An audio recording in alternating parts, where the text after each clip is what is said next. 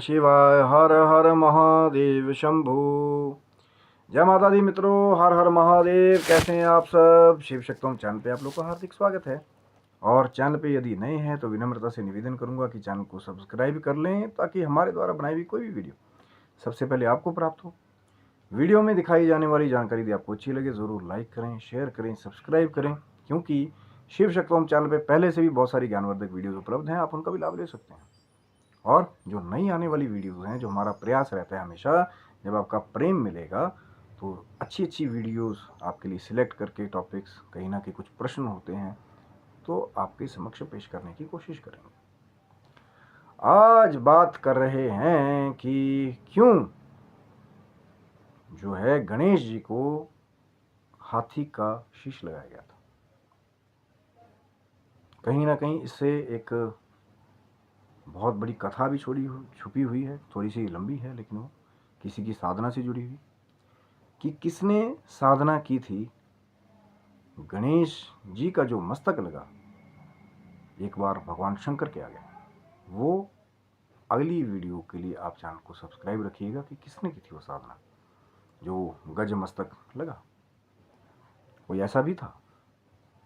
लेकिन आज बात कर रहे हैं कि जब कहीं ना कहीं माँ पार्वती, जब गणेश जी का शीश जोड़ दिया गया दोबारा हाथी के मस्तक से, तो कहीं ना कहीं ये दो प्रश्न जरूर उठे वहाँ पे कि एक तो ये था कि भगवान शंकर जो देवादिदेव महादेव हैं, कि क्यों उन्होंने अपने ही पुत्र का मस्तक जो है वो विहीन कर दिया, सिर जो है धड़ से अलग कर दिया, और क्यों फिर सिर्फ गज का ही जो है वो शीश लगाया गया।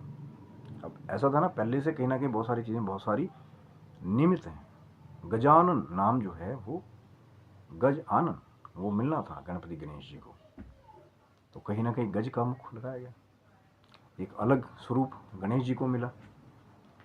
और कहीं ना कहीं हाथियों को भी, जो अगर बात की जाए तो हाथी भी कहीं ना कहीं बहुत ज़्यादा समझदार कहीं ना कहीं माने जाते हैं, कहीं ना कहीं बहुत ज़्यादा पावरफुल माने जाते हैं, कहीं ना बहुत ज़्यादा राजसी माने जाते हैं। जो एलिफेंट टस्क है, जिसको आप हाथी दांत कहते हैं, बहुत शुरू से ही कहीं ना कहीं वो एक लोगों में एक क्रेज़ के जैसा रहा है। रॉयल लोगों में कहीं ना कहीं हाथी जो दांत हैं, कहीं ना कहीं बहुत सारी ऐसी सर्जरी हैं उनमें भी हाथी दांत का प्रयोग किया जाता है, तो कहीं ना कहीं वो एक रॉयल साइन के जैसा है। तो कहीं ना कहीं एलिफेंट जो है ना, जो है या हाथी जो है, वो रॉयल्टी से जुड़ा हुआ है। और जो कारण था कि जो प्रश्न उठा कि क्यों भगवान शिव जी ने गणेश जी का मस्तक विहीन किया था, तो कहते हैं कि कालांतर में एक कथा उससे भी जुड़ी हुई है। पहले तो भी काटा ही क्यों गया वही है ना, वो तो गज का मुख लगाने वाली बात वो तो अलग है कि वो किसने तपस्या की, तब वो शीश उसी का क्यों लगा। वहाँ तो अगर शंकर जी चाहते तो किसी को भी ऑर्डर देके बुला सकते थे, किसी भी मानव का शीश वहाँ पे लगाया जा सकता था, फिर गज का मुख ही क्यों? क्योंकि अब पहला प्रश्न तो उठा, माँ पार्वती ने भी कई बार डिस्कस किया कि भैया आप तो देवादिदेव महादेव शंकर हैं, आपने क्यों मस्तक काट लिया था जब सब शांत हो गया ना, मतलब कि अब माता भी प्रसन्न हो गई, गणेश जी कहीं ना कहीं वो जो मस्तक काटा गया था कहीं ना कहीं वो सब कुछ शांत हो गया, आशीर्वाद भी मिल गए गणेश जी को, प्रथम पूज्य का टाइटल भी मिल गया देवों की तरफ से। तो जब सब शांत हो, कई बार ऐसा होता है ना, बहुत बड़ा युद्ध खत्म होता है तो लोग अपने घर में डिस्कस करने लग जाते हैं कि भैया ये ऐसा क्यों हुआ, आपने ये, आपको गुस्सा आया, आप हम थाने तक पहुंच गए, लड़ाई झगड़ा ऐसा हो रहा था, क्यों हो गया, ऐसा गुस्सा क्यों आया आपको। कई बार हम नॉर्मली बात भी कर लेते हैं, कोई बहुत बड़ी चीज़ कोई घर से होके हटी हो, अब उनके पुत्र का मस्तक काट लिया गया, फिर माँ ने भी प्रलय मचाने की पूरी कोशिश की कि मैं प्रलय मचा दूंगी, मेरे पुत्र को जीवित नहीं किया गया। फिर जब जीवित करने की बात भी होगी तब कहा गया मेरे पुत्र को जो है आप एक विशेष पद प्रदान कीजिए, तो कहीं ना कहीं गणनायक पद, प्रथम पूज्य का पद, बहुत सारी कथाएं जुड़ी हुई। तो शंकर जी ने कहीं ना कहीं यही कहा था कि पार्वती, ये जो बालक हमारा जो गणेश है, जो अब गजानन के नाम से पूरे विश्व में जाने जाएंगे, कहीं ना कहीं इनका वो जो मस्तक था पहले वाला, वो अहंकार युक्त था कि मेरी माँ ने मुझे शक्ति प्रदान की है, अब मैं तो किसी को नहीं छोड़ूंगा। माँ ने नियुक्त किया था ना द्वारपाल, जब हुआ यही था ना कि शिवजी कभी भी जो है वो चले जाते थे माँ के भवन में। अब माँ स्नान कर रही हैं तो एकदम जो है, कई बार नंदी को ड्यूटी मिलती थी तो नंदी को जो है डरा के धमका के शिवजी भगा देते थे। क्योंकि अब वो उनकी प्राणवल्लभा है, उनकी पत्नी है। तो स्वामी जो है अगर चाहे पत्नी से मिलना तो कई बार उनको भी सोचना चाहिए कब जाना, नहीं जाना है भैया, पर वो महादेव की लीला है। और महादेव भवन में चले जाते थे तो माँ को बड़ा आश्चर्य लगता था। तो माँ को जब आश्चर्य लगता था तो माँ से उनकी सखियों ने भी कहा, जो उनकी दासियाँ थी वहाँ पे, कहना कि आपको भी एक, हमारे को भी एक गण चाहिए जो सिर्फ हमारी बात माने। नंदी आए, कोई ड्यूटी पे आए, वो है तो शिवगण ही ना। भगवान शिव जी कहीं ना कहीं उनको डरा धमका के भगा देते हैं आदेश दे करके, लेकिन कोई ऐसा हो जो सिर्फ हमारी कमांड फॉलो करे, लेकिन शक्तिवान भी हो, जो सबसे टक्कर ले सके। तो फिर वही हुआ, कालवश माँ जगदम्बा ने अपनी मैल से, बोलते हैं शरीर की, फिर गणेश एक मूर्ति का निर्माण किया था। अब वो तो माँ जगदम्बा है। फिर उन्होंने, अब बहुत सारे लोग बताते हैं कि अपनी शक्ति से कर दिया, कई बताते हैं मंत्र डाल करके उसमें कर दिया, उस मूर्ति को जीवंत रूप दिया उन्होंने। गर्भ से पैदा नहीं हुए गणेश जी, वो जो माँ की वो जो मैल थी उससे माँ गौरा के शरीर से उत्पन्न हुए मैल से जो है गणेश जी की मूर्ति को बनाया माँ पार्वती ने, और फिर उससे ही सजीव रूप में गणेश जी उत्पन्न हुए। और फिर लाठी दे दी उनके हाथ में कि भैया जाओ, आप द्वार पे द्वारपाल बनो, कोई भी आए अंदर मत आने देना जब तक हमारी आज्ञा ना हो। और ये तो बताया नहीं कि वहाँ पे भी एक जटाधारी भी बैठे हुए हैं, वो आएंगे तो फिर क्या करोगे, है ना। पर वो लीला है ना। तो माँ गई स्नान करने के लिए, गणेश जी द्वार पे खड़े हो गए और हाथ में वो शक्ति दे दी माँ ने कि जो भी आए तो उससे इससे मार भगा देना सबको, जाओ। होता है ना सिक्योरिटी गार्ड के हाथ में मोटा डंडा दे देते हैं। तो जब शंकर जी आए, लीला है, सब गणों को मार भगाया, गणेश जी ने सब आगे चले गए। तो कहीं ना कहीं अहंकार जो है ना, वो जो पहले वाला जो अवतार हुआ था गणेश जी का, वो गणेश जी को अहंकार स्वार हो गया कि मुझे शक्ति प्राप्त हुई। ऐसा भगवान शंकर जी ने फिर एक्सप्लेनेशन देने की कोशिश की कि पार्वती, ये जो हमारा बालक है जो अब गजानन बन करके लोगों के विघ्न को दूर करेगा, लेकिन कहीं इनके ही मस्तक पे अहंकार जो है सबसे बड़ा विघ्न बनकर सवार हो चुका था। और क्योंकि ये सब भूल गए थे फिर मर्यादा बड़े छोटे की, कई बार कई ऐसी भी कथाएं मिलती कि ब्रह्मा जी की दाढ़ी नोचली या उनको बुरा भला कहने लगे त्रिदेवों को। कई जगह तो ऐसा भी मिलता है कि भगवान शंकर जब फाइनली वहाँ पे है तो उनके साथ भी कुछ दूर संवाद हुआ। तो उन्होंने कहा कि भैया ये तो अहंकार जो है ना, क्योंकि इसीलिए कहा गया है कि काम क्रोध मद लोभ तक छोड़ना आसान हो, लेकिन अहंकार जो है उसको छोड़ना बहुत कठिन हो जाता है। तो कई बार जो है प्रभु को भी संहार करना पड़ता है, क्योंकि अहंकारी इंसान जो है वो सुनने को तैयार तो है नहीं किसी। इसीलिए तो सबसे खतरनाक है ना कि जब अहंकार सो रहा है कि मैं ही मैं हूँ, मेरे अलावा तो आगे कोई है नहीं, तो फिर उस मैं को शांत करने के लिए कई बार उसका संहार भी करना पड़ता है। और ये शुरू से देवी त्रिदेव ये करते आए हैं शुरू से, कि किसी राक्षस को भी अहंकार हो गया तो उसका संहार कर दिया, क्योंकि अपने अहंकार में सवार होकर कई बार वो मर्यादा का बहुत बार उल्लंघन कर देता है। बड़े छोटों का फर्क भूल जाए, किसी का भी दोष कर दे, किसी को भी चलते फिरते हानि पहुंचा दे, तो ये चीज़ें जो है वो भूल जाता है कि कल को आगे चल के इससे मुझे नुकसान होगा। और कहीं ना कहीं गणेश जी के अंदर भी वो एक अहंकार था, गणेश जी के पास शक्ति भी थी, क्योंकि वो माँ जगदम्बा के शरीर से उत्पन्न हुए। लड़ने की वो क्वालिटी तो शुरू से है ना। और माँ ने शक्ति हाथ में और दे दी, पर फिर वो गए कि चाहे कोई भी आए, फिर कोई मान नहीं, कोई सम्मान नहीं, बड़ा आया छोटा आया, बस आप देखिए अपनी ड्यूटी का पालन कीजिए, लेकिन सबका सम्मान रखना, बड़ों का छोटों का मर्यादा रखना भी बहुत ज़रूरी है। तो फिर जब शिवजी आए, उनके साथ भी संवाद हुआ, तो यही कारण दिया था शिवजी ने कि मस्तक इसीलिए काटा गया गणेश जी का पहले वाला, कि अहंकार उनके मस्तक पे सवार हो गया था और कहीं ना कहीं वो अपनी मर्यादा का बहुत बार उल्लंघन कर चुके थे। और लीला भी है, क्योंकि प्रभु को गजानन भी तो बनाना था, गज का ही मुख लगाना था।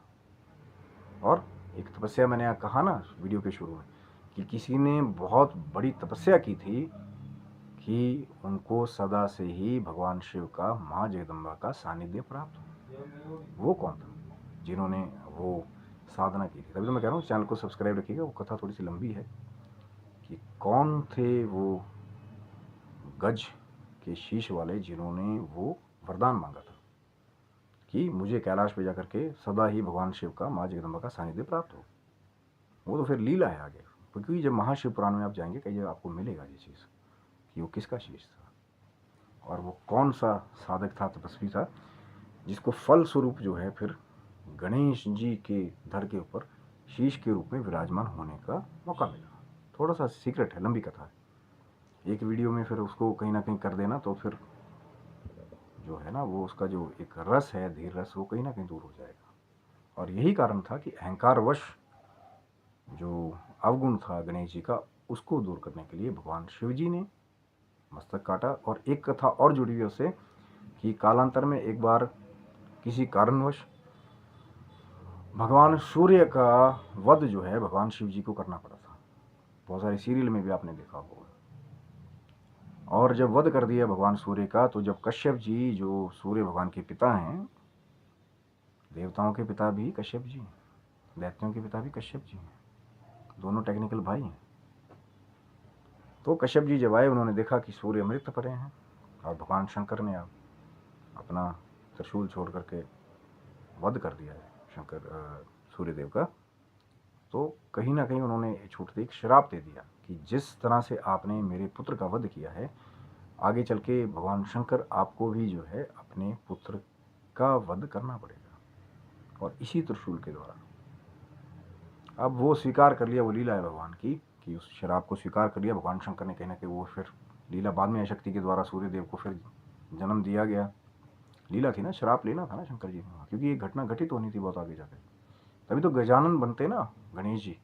एक नॉर्मल आइडेंटिटी नहीं उनको मिलनी थी ना, एक विचित्र स्वरूप उनको मिलना था, ताकि वो गणपति गणेश गजानन बन करके सबके विघ्न बाधाओं को दूर करें। नॉर्मल आइडेंटिटी मिलती कि नॉर्मल मनुष्य की तरह दिखते तो एक अलग आइडेंटिटी होती ना। तो गणेश जी की आइडेंटिटी सबसे ज़्यादा, कि जो नहीं भी देखने वाला हो वो गणेश जी के स्वरूप को फिर देखता ज़रूर। पर वही गणपति गणेश सब विघ्न बाधाओं को दूर करने वाले बन गए। फिर कहीं ना कहीं वो जो अहंकार का शीश जब उनका काट लिया गया, तो वो बुद्धिमत्ता का शीश गणेश जी का, हाथी का, गजमुख का, फिर वो शीश जो है उनको प्राप्त होगा। और कहीं ना कहीं महाबुद्धिमान, महाबुद्धिमती, शुभ लाभ को भी पैदा करने वाले, रिद्धि सिद्धि को देने वाले गणपति गणेश जी बन गए। पर कई बार ऐसा होता है ना कि किसी का अच्छा करने के लिए पहले उसका थोड़ा सा बुरा कई बार जो है सख्ताई आपको करनी पड़ती है, दंड उसको देना पड़ता है, ताकि मर्यादा बनी रहे। और वो जो श्राप दिया था कश्यप ऋषि ने कि आप आगे चल के अपने पुत्र का मस्तक खुद काटेंगे, खुद वध करेंगे उसका, तो कहीं ना कहीं उसको भी, क्योंकि देवादिदेव महादेव तो ऋषि मुनियों की भी बात को रखने वाले हैं। दक्ष प्रजापति ने जब चंद्रमा को श्राप दिया था कि घटते घटते भैया गाय भी हो जाओ, लेकिन फिर भी जब वो उन्होंने आराधना की शंकर जी की, तो शंकर जी ने ही कहा था कि मैं आपके पूरे श्राप को नहीं काट सकता, तो फिर तो ऋषि मुनियों की, प्रजापतियों की बात के कोई वजन ही नहीं रहेगा। लेकिन फिर भी उन्होंने उस प्रभाव को कम किया कि चंद्रमा 15 दिन आपकी कलाएं बढ़ेंगी और 15वां दिन आपकी कलाएं कम होंगी। आज भी ये प्रमाण है कि शुक्ल पक्ष में 15 दिन के लिए चंद्रमा की कलाएं बढ़ती हैं जब पूर्णिमा वाले दिन आते हैं, और 15 दिन चंद्रमा की कलाएं घटती हैं जब अमावस के दिन आते हैं। ये शंकर जी की ही व्यवस्था बनाई हुई है। नहीं, दक्ष प्रजापति ने तो चंद्रमा को श्राप दे दिया था कि जाओ चंद्रमा कम होते होते आपको क्षय रोग हो जाए, आप गायब भी हो जाओ, है ना। लेकिन तब भी उन्होंने, शंकर जी ने अपने ससुर जो है दक्ष प्रजापति जी की भी मान्यता रख ली, और कहीं ना कहीं जीवन दान भी दिया था चंद्रमा को, और चंद्रमा को कहीं ना कहीं स्थायी रूप से अपने शरीर पे अर्धचंद्र को धारण भी कर लिया। और यही कारण था कि शंकर जी ने वो मर्यादा की स्थापना, या कहीं ना कहीं पुराने श्राप की वजह से गणेश जी का मस्तक जो है वो काट लिया गया था। नहीं तो वो एक देव संतान है, क्यों उनके साथ ऐसी कोई चीज़ होगी। पर कई बार ऐसा होता है ना कि जो मैल से निर्मित हुआ हो, इसका एक बहुत पुराना एक चीज़ भी जुड़ी हुई है कि माँ ने अपने मैल से जो है निर्माण किया था, तो कहीं ना कहीं मैल तो उनके स्वरूप में थी, जिसको बाद में मस्तक काट करके उस मैल को शोधित कर दिया गया। ये एक चर्चा का अलग विषय है, क्योंकि जब भी कहीं आपको प्रमाण मिलेंगे कि देवी देवताओं की अगर मैल से हमेशा कहीं ना कहीं, अब जब हम भगवान विष्णु के ऐसा ही संदर्भ में पढ़ते हैं, तो एक बार उन्हीं के कारण की मैल से जो है मधु कैटव जैसे जो दो महान दैत्य भी उत्पन्न हुए थे, जो कहीं ना कहीं ब्रह्मा जी को ही मार डालना चाहते थे। दुर्गा सप्तशती में बहुत सुंदर प्रसंग मिलता है। और कहीं ना कहीं ये अहंकार ही है जो मजबूर कर देता है प्रभु को हमारा संहार करने के लिए। अब लोग देखते हैं कि भैया इसके साथ ये हो गया, वो हो गया, पर ये नहीं जानते कि कहीं ना कहीं हमारे कर्मा जो है उसके साथ जुड़े हुए हैं। कहीं ना कहीं हमारी बेटरमेंट कई बार उसके साथ जुड़ी होती है। कई बार ऐसा होता है, कई लोग ऐसे होते हैं अहंकारवश बड़े क्राइम करते हैं, लेकिन जब उनको प्रकृति का एक दंड मिलता है ना, कई बार होते हैं तो ऐसे बदल जाते हैं कि ऐसे साधु स्वरूप हो जाते हैं कई बार कि लोग यार ये वही इंसान है जो आज से 10 साल पहले क्राइम करता था और आज क्या साधु बन गया ये। क्योंकि कई बार विचारधारा भी चेंज हो जाती है, मन परिवर्तन हो जाता है। लेकिन वो जो दंड वाली बात है, जो शंकर जी ने जो आदर्श स्थापित किया वहाँ पे, चाहे वो पुराने शराब की वजह से भी, अहंकार को दूर करने के लिए भी, क्योंकि कई बार ऐसा होता है कि बहुत अति हो जाती है, तो आपको भी थोड़ी सी मर्यादा को कई बार जो है वो पार करना पड़ता है। अब आप कितना ही जो है ना वो सीख कर आए हो कि भाई शांत रहना है, शांत रहना है, किसी से लड़ाई नहीं करना, झगड़ा नहीं करना, और कोई आपको बार बार मर्यादा का आलोप कर रहा है, दुर्वचन सबको कह रहा है, तो उसको कंट्रोल करने के लिए कई बार आपको शस्त्र उठाने पड़ते हैं। एक हाथ में माला और एक हाथ में भाला बहुत ज़रूरी है। माला कि जब तक आप जप कर रहे हैं, तप कर रहे हैं, तपस्या कर रहे हैं, लोगों को आध्यात्मिक आप चर्चाएं दे रहे हैं, ज्ञान दे रहे हैं, वो तब के लिए। लेकिन कोई राक्षस कोई ऐसा पैदा हो जाए कि आपके धर्म को ही वो खा जाने की कोशिश करे, या कहीं ना कहीं, अब धर्म तो यही है ना कि लोगों को अच्छी राह दिखाना, मानवता का पालन करना। मैं वो दूसरी चीज़ों की बात नहीं कर रहा हूँ, ये कलर का कुर्ता पहन लिया, वो पहन लिया, वो पहन लिया, बड़ा बड़ा पट्टा पहन लिया, बहुत बड़ा सारा तिलक लगा लिया, ये वाला धर्म है जी। धर्म एक संस्कार है, एक विचार है कि किसी की सेवा करना, बड़ों की, और मर्यादा का स्थापन करना, कहीं ना कहीं बहन बेटियों की इज्जत की रक्षा करना, कहीं ना कहीं कोई अगर ज़रूरतमंद हो तो उसकी मदद करना, मानवता की सेवा करना, ये है असली धर्म। और कहीं ना कहीं अपनी मातृभूमि के लिए भी कुछ करना, कि भैया हमारा भी कुछ कर्तव्य बनता है। ज़रूरी नहीं है कि भैया जो बॉर्डर पे बैठे हैं या जो किसान हैं वो पैदा कर रहे हैं, हर एक छोटी छोटी ड्यूटियाँ सबकी हैं, चाहे अपने प्रांत के प्रति, अपने परिवार के प्रति, अपने समाज के प्रति और अपने देश के प्रति। बहुत सारी चीज़ें हैं। अब कहीं ना कहीं कुछ खाया पिया, आप देख रहे हैं कि डस्टबिन भी लगा रखा है, तो इतनी ड्यूटी तो पूरी करें ना कि भैया कूड़ा करकट जो है वो डस्टबिन में डालें। अब कहीं ना कहीं ये देख रहे हैं कि भैया कुछ गलत चीज़ हो रही है कहीं पे, आप जो है प्लास्टिक जला रहे हो, जिसका प्रकृति पे, एनवायरनमेंट पे बहुत गलत असर पड़ता है, तो वो आपकी ड्यूटी प्रकृति के थ्रू है कि भैया नहीं जलाएंगे हम प्लास्टिक, जाके इसको डिकम्पोजिशन के लिए हल्की प्लास्टिक बना रहे हैं, उसको दे दीजिए जा करके, है ना। लेकिन नहीं, बहुत ईजी है भैया, हम अपना कूड़ा इकट्ठा कर देंगे, प्लास्टिक को हमें क्या, हमें तो जलाना है, हम क्यों जाए कहीं दूसरा कूड़ा फेंकने के लिए। तो वहाँ कैसे पालन करेंगे जो आपका पृथ्वी माता के प्रति, एक वातावरण के प्रति जो आपका कर्तव्य है। कहीं ना कहीं गलत गलत लोगों को आप जो है खाली बिना देश का विचार किए, व्यवस्था का विचार किए, आप उसको जिताते रहो, गलत आदमी को गलत सत्ताएं बनाते रहो और वो देश का शोषण करते रहें, वो फिर आपका देश के प्रति कर्तव्य जो है खंडित हो गया। कोई मेहनती है, कोई चाहे किसी भी प्रांत का है, कैसा भी है, देश के लिए मेहनत कर रहा है या कहीं ना कहीं समाज के लिए एक अच्छा कार्य कर रहा है, जब लोग उसकी सपोर्ट करते हैं तो ही तो उसका बल बढ़ेगा ना आगे। और आप खाली देखोगे ये नहीं यार, कोई देखते हैं कौन सी मालदार पार्टी है, हमें क्या लेन देना देश से यार, हमें तो चाहिए कुछ नहीं, दो चार हमारे को कुछ मिल जाएगा, बाकियों को मिले ना भी। क्योंकि सबके बारे में जो सोचते हैं वही असली वैष्णव है, वही असली मानव है, वही असली भक्त है। और यही किया था शंकर जी ने, जिन्होंने पूरी संसार की मर्यादा के लिए अपने ही बेटे का वध कर दिया, उनका मस्तक विहीन कर दिया, और कहीं ना कहीं वो श्राप को भी, कश्यप मुनि के श्राप को भी अपने ऊपर ले लिया, ऋषि मुनियों की मर्यादा को बचाए रखने के लिए, कि भैया कोई ऋषि मुनि है, उनका वाक जो है वो झूठा ना पड़ जाए। और कहीं ना कहीं वो जो कहीं ना कहीं अहंकार सवार हो गया था गणेश जी के मस्तक पे, उसको भी विहीन कर दिया शंकर जी ने।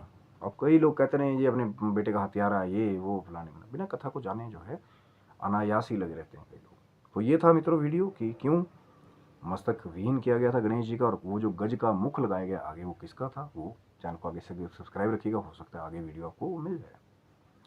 और आप स्वस्थ रहें, मस्त रहें, भगवान शिव की, माँ जगदम्बा की कृपा आपके संपूर्ण परिवार के ऊपर बनी रहे, और कहीं ना कहीं जो आपकी अच्छी मनोकामना है भगवान शिव जी, माँ जगदम्बा उनको पूरी करें।